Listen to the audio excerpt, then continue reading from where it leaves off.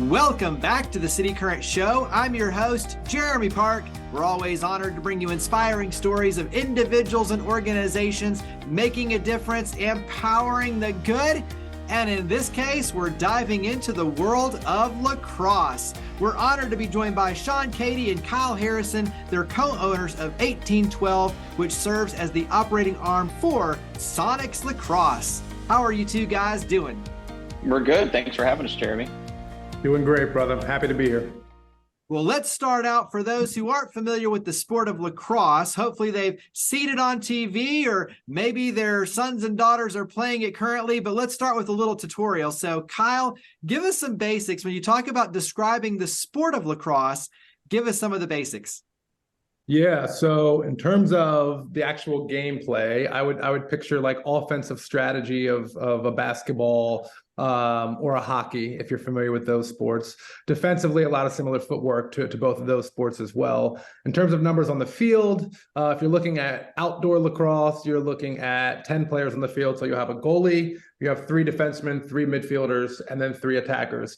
And again, a lot of the rules are really similar with offsides and things of that nature, like really similar to hockey or a soccer, if you understand those sports. And then the physicality element as you get older within men's lacrosse, it kind of mimics the physicality of a football. So if you're someone that likes hitting, you can play defense and you can certainly get after it with the hitting. But I fell in love with the sport because, in my opinion, it combines the best parts of all the other sports I love.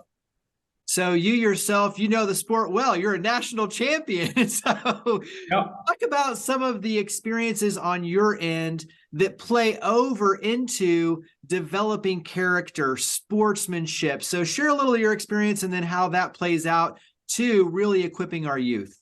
Yeah, no, absolutely. So I'm fortunate. I've played the sport since I was 3 years old, just retired recently from the Redwoods Lacrosse Club in the Premier Lacrosse League. But for me, honestly, as Sean and I were building this business and specifically building teams of kids that we coach, I think we try to create an environment that was a really similar one to the best environments we were around when we were coming up. And so I think that involves making sure everybody feels like they're safe, making sure everybody's comfortable, making sure everybody feels challenged and pushed at the same time, inclusive, inspiring them to lead, all of those things. I think I was so lucky. A lot of my success within the sport, I attribute to the coaches I was around and the cultures they created, because from 3 years old straight through retiring at 38, I had incredible people that created these cultures that just put you in a position to be successful. So as we were building out this program, that's how we try and build all of our teams. Let's switch over. Sean, give us some background on 1812. Yeah, so 1812, like Kyle was alluding to, it's a boutique event company within lacrosse where we have teams that are, nationally. We cover the nation in terms of participants, and then we go to these higher level events without the commitment level that some of this club lacrosse programs kind of. Just with the layout of how the program is and how everything is with the club lacrosse, we try to make it to where players have an easy access to us, to high level coaching, and then also getting in front of high level events and resources. So the 1812, that's the kind of the umbrella. And then underneath that, we have Sonics, where we're, over here in Nashville, and then same with Team 18, which is more, again, of our national level offering. And so we do camps, teams, overnight events, clinics, and we kind of try to make sure we tackle everything. Go ahead and dive in when you talk about a calendar. And so obviously when you talk about camps, summer camps, after school. So give us an idea of what a typical calendar, if there is such a thing, for the year. Yeah, it's an annual thing. It doesn't really slow down. I think, this summer we kind of start kicking off Memorial Day, and we don't really slow up until early January. I think it's, there's some breaks in between, but, club lacrosse, which is primarily in the summer and then fall and then little parts of winter, that's the big season for lacrosse. Obviously, in the more traditional areas like Annapolis, where we're located, or the Northeast, high school is much of a bigger factor with recruiting and developing. But the club season is similar to like basketball with AAU and travel soccer, where you have to get exposure, you have to play against different talent, different competition from across the country or just within the region. And so I think that's what we're trying to provide specifically in Nashville. And I'm originally from South Carolina, which is the opposite of a hotbed. And so it's cool to see areas like Nashville and other pockets across the country strive for something like this, meaning the opportunity to play in front of other competition and resources and get exposure, because some of these, more saturated areas and more hotbeds, that's kind of, they're around it year round, and it's easier for them to access the sport compared to some of these other areas. Yeah. Kyle, talk about ages. As you mentioned, you started early on, but when you look at your program, talk about the ages and kind of how it breaks out with the different age ranges all the way through, obviously, high school. Good question. I think that, to my point earlier, I think we try and build programming around what's needed from that specific age group, right? And so if you look at our older kids that are really chasing elite level lacrosse at the next level, whether that's D2, D1, D3, whatever it is, we have programming specifically for that. Session 18, which is a 2-day event, which is lifting, mindful stuff, sports psychologists, yoga, the list goes on of things. And then you work all the way down to method 18, which is targeting that middle school kid that's preparing to go to high school. And then you go a step further and you have the youth kid, which is probably more academy, make it fun, make it something they'll fall in love with. And that maybe they do end up at the session 18, 5 years in the future. So I think it's about, again, being strategic and really being thoughtful around each level and age group of player and what they need at that specific time, meeting them where they are, and creating the best experience possible. What sort of equipment or things do parents need to be prepared for when you look at, enrolling our sons and daughters and getting them into the program and the sport? What are some of the things that they need to be prepared to have? Yeah, so on the women's side, it's a little quicker of a process. You're going to need goggles, a stick, a mouth guard, cleats, and then some women like gloves, some don't. So that's up to the player. Men's side gets a little bit more complicated. You need a helmet, arm pads, gloves, shoulder pad that also has a chest pad with it as well, stick, cleats, and then again, it's up to the player. If you want to wear rib pads, you can. If not, that's okay too. Talk about the scholarship opportunities, the growth of the sport, because I think, just as you alluded to, when you talk about going to a D1, D2 school and the opportunities that are out there to carry this beyond, the growth of the sport has become tremendous. And so talk about kind of those opportunities to carry this forward.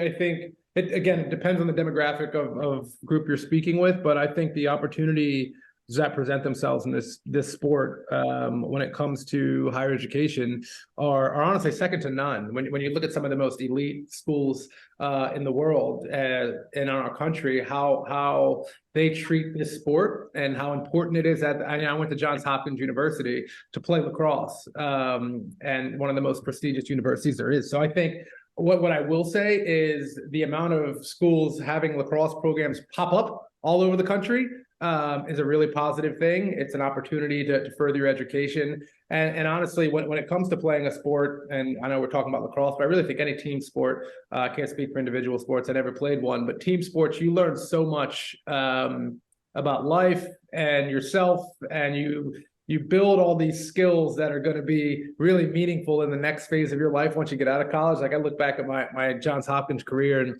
I was fortunate to have some great times on the field. And I think about like the skills I currently use. I was a journalism major in college and I still love writing, but like the skills I use now are the skills I built learning what it's like to train and prioritizing my time and time management, and all of those things that I learned as a student athlete are the things that are really the foundation of my current life. And so I think, the opportunities to play this sport and get yourself into a college, university around the country are certainly something that are worth pursuing if you have any interest in playing.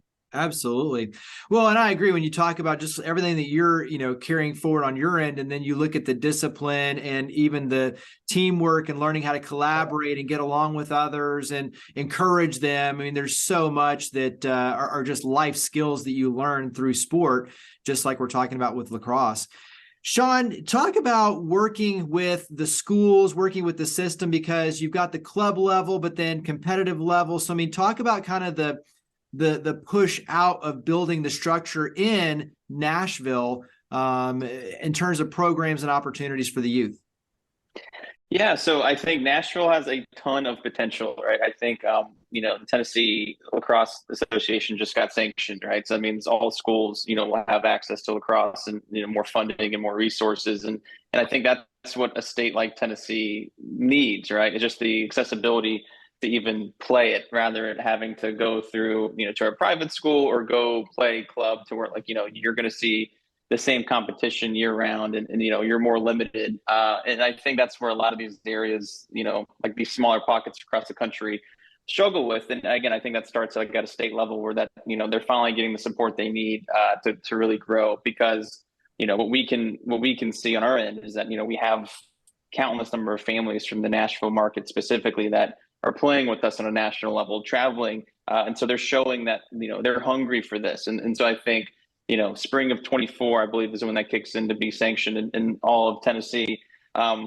I think it'll still be a process time wise to kind of really get things going, but I think it's a great start. And timing wise, personally, I think it's a little late. I wish it happened a couple of years ago, but I think now timing can't be better. I think the market is thriving, and I think people want this, and so I'm excited to see what this looks like in 2 to 3 years from now.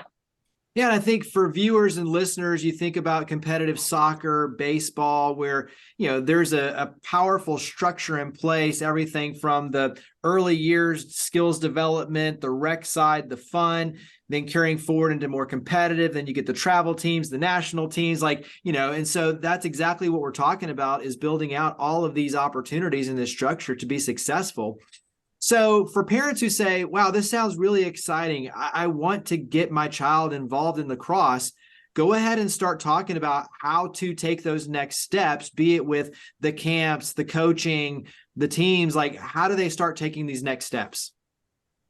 Yeah, so I mean, I'll talk specifically for some of these smaller markets, but I think it's find a youth rec program if that exists. Find some of these smaller teams that are either attached to middle schools. I think, again, that's a big issue with these smaller markets, is that the youth level is missing, right? It starts either too late to where kids are picking up a stick for the first time in 8th, 9th, 10th grade, and then they miss those 4 to 5 years of crucial time development for lacrosse. And so I think sometimes there may not be an answer for the youth. And I think that's one thing that, we're trying to look into specifically for the Nashville market. But I know Nashville, they have opportunities. And so, get them in the door, see if they even like the sport, kind of like what Kyle was saying with, academies or just small, clinics or tryouts, and just see if they like it. But I think from there, staying on the path, from youth rec to playing a middle school team to playing a freshman JV, high school team, and obviously in the off season playing youth lacrosse and club and travel teams. Like, I think that's the blueprint. But I think the thing that we've noticed is it's not always that simple, just because of the lack of resources. And so I think, to reiterate, like for Nashville, that's one thing that we're trying to help out long term, is to create a blueprint to where if it's as simple as a mom or a dad wants their son or daughter to play lacrosse, they can easily access us or another entity like us in the market, because we're not the only ones there. We don't intend to be. So we're, if you again, I think it's mainly just about the accessibility, and I think at the high school level that's changing, and I think at the youth level we can help change that as well. What would you add to that, Kyle? Only thing I was going to jump in with is, and Sean touched on it from a resource perspective, and every city, every state's different. I would encourage, if there's a local rec league, play in it. My daughter, obviously we've just rattled off all the different offerings we have, the premium offerings, and my daughter plays rec league. She's 8 years old and she plays in the rec league here in Maryland, and she absolutely loves it.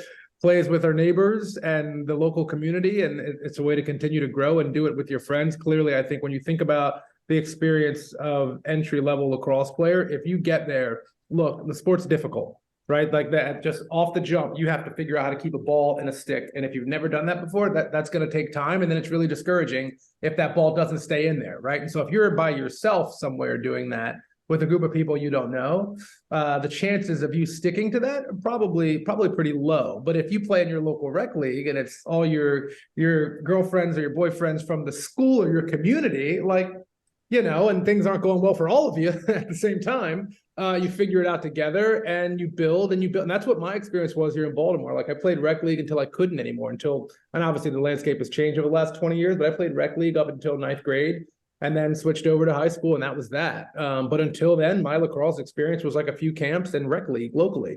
So again, resources obviously play into it, but if there's a local rec league, I would strongly encourage anyone to be a part of it. Yeah. So where do we go to learn more, to connect in with 1812 and to be in the loop for all of those opportunities? Yeah, so obviously you can find us online, team18.com or sonicslacrosse.com. We're all over social media, but 1812 specifically is 18.12_LLC. You can find us on social, and you can obviously kind of stay up to date. On social, we also have Sonics_lacrosse as a IG platform too. So you can find us there on Instagram, Twitter, LinkedIn, kind of wherever. Makes it easy. Well, I'm excited when you look at the growth of the sport, the opportunities for the youth and what that means.